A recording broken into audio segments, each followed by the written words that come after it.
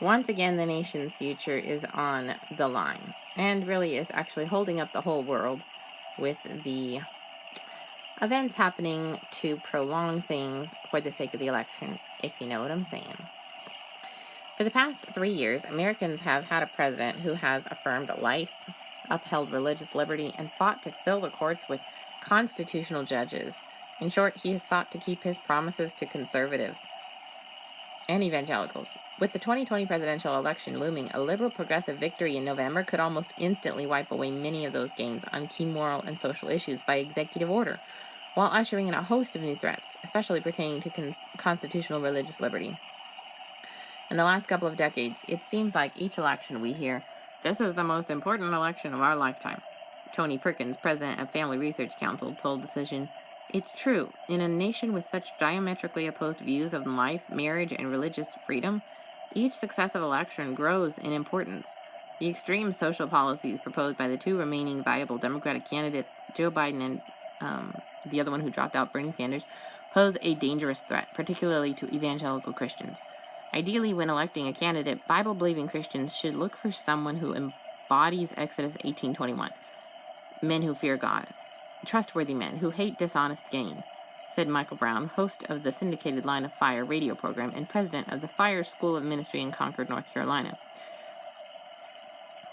Biden and Sanders have made it clear that they hold little regard for biblical values, say Brown and Perkins, and I would add that Kamala Harris is just like them both.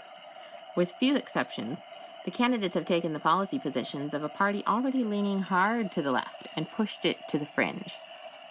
You can't even be a liberal anymore and be a Democrat. It's so leftist.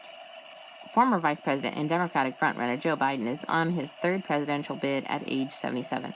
The six-term Delaware senator unsuccessfully sought the Democratic nomination in 1988 and 2008, but then went on to serve as vice president under Barack Obama from 2009 to 2017. A Democrat for more than 50 years, Biden is trying to rally the support of Democratic voters as a string of primary victories have given him as of press time. As Biden presidency, Brown said, likely would bring a systematic push for abortion and the subtle undermining of religious liberties. Although Biden has been touted as the moderate choice among Democratic candidates, he has begun to woo the left wing of his party in the aftermath of his recent victories. The Wall Street Journal quoted his campaign's policy director, Steph Fieldman, as saying that Biden is proposing the most progressive agenda since the Great Society. Look it up. It was in the 1900s. Adding that many of his proposals are dramatically to the left of traditional Democratic policy platforms. As vice president, Biden fought to pass the Affordable Care Act, known as Obamacare. Healthcare remains a top priority for him. He says he plans to build upon the ACA's foundation. However, he has also signaled that the so-called Equality Act, an effort to get LGBTQ identity codified into the Federal Civil Rights Act, will be a key priority of his legislative agenda if elected president. And healthcare, by the way, is the first way that socialists take control. "It will be the first thing I ask to be done." That is about the LGBTQ identity codifying, Biden said back in June 2019 during a keynote address at a gala in Ohio sponsored by the Human Rights Campaign, the world's largest LGBTQ lobbying group. "It's wrong and it is immoral what they are doing," Biden said of the Trump administration, which has prioritized conscience protections for sincerely held religious beliefs in federal government entities. "I will provide moral leadership to champion equality for all LGBTQ Americans and fight to ensure our laws and institutions protect and enforce their rights," he said in a 2020 presidential questionnaire from the HRC. And of course, we all know that this means to shun the Christians and promote the homosexuals. A clear defiance of the Bible, a clear unequal act of our constitutional rights in America, and so forth.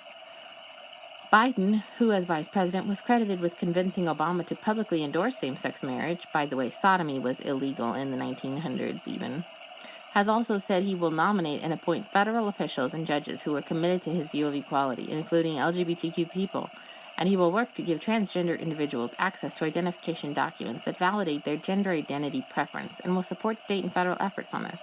You see, this is all because he's so heavily involved in such evil, such as child sacrifice and pedophilia, that homosexuality goes right along with all of that. Regarding protections for individuals and organizations to exercise religion and to freely speak about their beliefs, Biden told the HRC, "We need to root out discrimination in our laws, institutions, and public spaces. Religion should not be used as license to discriminate, and as president, I will oppose legislation to deny LGBTQ equal treatment in public places." When it comes to Biden's views on abortion, he now supports abortion rights, but hasn't always done so due to his supposed Catholic faith. Yet the Bible clearly teaches that life begins in the womb. "My frame was not hidden from you when I was made in the secret place, when I was woven together in the depths of the earth. Your eyes saw my unformed body. All the days ordained for me were written in your book before one of them came to be." Psalm 139:15-16. But that has not stopped Biden from becoming an abortion advocate. According to the New York Times, when he became a senator in 1973, he argued that the Supreme Court had gone too far in its Roe v. Wade ruling. Later, he shifted to say that abortion should be legal, but the government shouldn't fund it.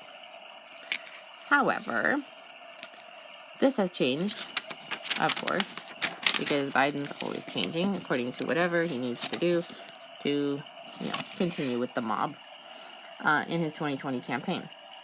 For decades, Biden supported the Hyde Amendment, which prohibits federal funding for abortions, but after intense criticism and pressure for being the only candidate in the 2020 Democratic field to support the amendment, he reversed his position last year. The one-time defender of the Hyde Amendment traded his 40 years of integrity for the support of groups like Planned Parenthood last year, ending any veneer of rationality, Perkins said. From there, he swore to appoint only rabid abortion activists to the bench and bulldoze every state pro-life law. So he won't even allow the states to make their own decision, which, is completely unconstitutional. Every state is allowed to set their own laws within reason. Biden told the HRC, "I will reverse the Trump administration's efforts to undermine access to abortion care, and I will support the work of Planned Parenthood clinics. I support protecting and expanding federal funding for Planned Parenthood and other health care clinics that provide abortion care and other critical services." Speaking of abortion in general, Biden says it's a woman's right to do that, period. Because, you see, he's all for child murder. As I said, he's into child sacrifice. Biden has been endorsed by former candidates Amy Klobuchar, Pete Buttigieg, Cory Booker, Kamala Harris, Andrew Yang, and Beto O'Rourke, all of whom dropped out of the race before Super Tuesday, because this was the plan all the way along. Michael Bloomberg, who dropped out of the race after Super Tuesday, also endorsed Biden. Democratic people are just completely ignorant of the fact that their party has completely gone off the deep end. And if they're not ignorant, then good for them. And the media needs to get with it because they are totally slandering you and your Democratic identity. On January 24th, President Trump made history by becoming the first sitting president to attend the National March for Life in Washington, D.C. "Unborn children have never had a stronger defender in the White House," he told the tens of thousands of pro-life advocates on the National Mall. And while some may say actions speak louder than words, President Trump's words and actions in his first term have reflected his administration's stated commitment to protect the unborn. Shortly after taking office, he reinstated and expanded the Mexico City policy, blocking federal funding for international organizations that participate in abortion services or abortion referrals. And of course, child sacrifice. As of past time, President Trump had appointed 193 federal judges, fulfilling his promise to religious conservatives to appoint constitutionalist judges to the courts, leaving a legacy far beyond his time in office. And while facing unprecedented opposition from the left throughout his presidency, Trump was willing to reach across the aisle to accomplish the First Step Act, a bipartisan criminal justice reform law. The law seeks more common sense sentencing related to the crimes committed and greater emphasis on helping inmates become productive citizens once released. How great is that? President Trump has also proven to be a staunch defender of religious liberty. His administration has implemented an annual Ministerial to Advance Religious Freedom Summit, inviting global leaders to address issues relating to religious freedom. And in November, Trump became the first U.S. president to host a meeting on religious freedom at the United Nations. "We ask the governments of the world to honor the eternal right of every person to follow their conscience, live by their faith, and give glory to God," he urged world leaders. On multiple issues, the Trump administration has kept its promises to champion the moral concerns of religious conservatives and especially evangelical Christians, as he himself is growing in the faith. As the long list of Democratic presidential candidates has dwindled down to two viable challengers, to President Trump, the November election is a crucial opportunity for Christians to vote their values, With sanctity of life, human sexuality, and religious liberty up for debate again this November, now more than ever before, Christians must stand up for biblical truth and pray for the nation. We live in a very dangerous world, and there are those who want to take advantage of our freedoms in order to do harm to our nation, Perkins said.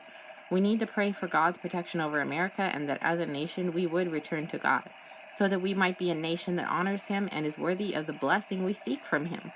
You could say that Sanders was the more dangerous candidate because of his socialism and the strength of his radically left convictions, Brown said. On the other hand, Biden is hardly a centrist, and he moved even further to the left regarding abortion in recent months. Regardless of who wins, the Democratic nomination at this point had not been done, but of course we know now it was Biden, or is it? And regardless of who wins the presidency, the church has the vital responsibility of being salt and light to a world mired in sin.